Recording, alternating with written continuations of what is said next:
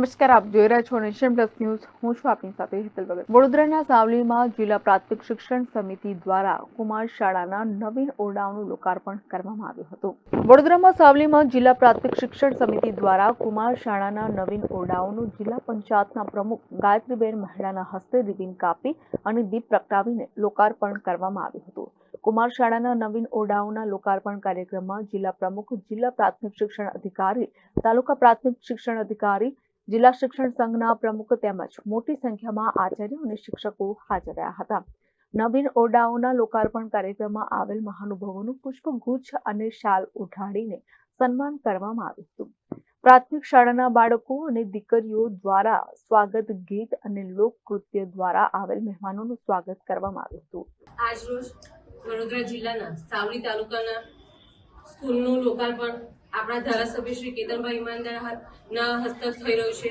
ત્યારે હું ખૂબ જ ખુશીની લાગણી અનુભવ રહી છું કે આપણી ગુજરાત રાજ્યની સરકાર, ભૂપેન્દ્રભાઈ પટેલની સરકારમાં શિક્ષણ વિભાગમાં ઉત્તરોત્તર પ્રગતિ કરી રહી છે.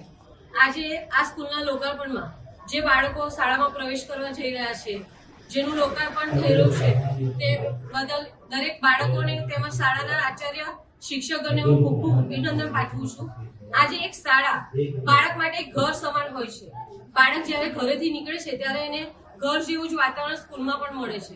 બાળક જ્યારે સ્કૂલમાં ભણે અને આપણા દેશનું નામ રોશન કરે, એ માટે આપણી ગુજરાત રાજ્યની સરકાર નવીન શાળાઓનું નવીનીકરણ કરવા જઈ રહી છે. આજે ગુજરાતમાં દરેક જિલ્લામાં જે જૂની શાળાઓ હતી, જેમાં આપણને સરકારી સ્કૂલોમાં પ્રાઇવેટ જેવી સુવિધા ઉપલબ્ધ થઈ જઈ રહી છે, તે બદલ હું ગુજરાત સરકારની, ભૂપેન્દ્રભાઈ સરકારને હું અભિનંદન પાઠવું છું કે તેમણે અમને આવી પ્રાઇવેટ જેવી સુવિધાઓ ઉપલબ્ધ કરાવી છે. તે બદલ હું સરકારની આભારી છું.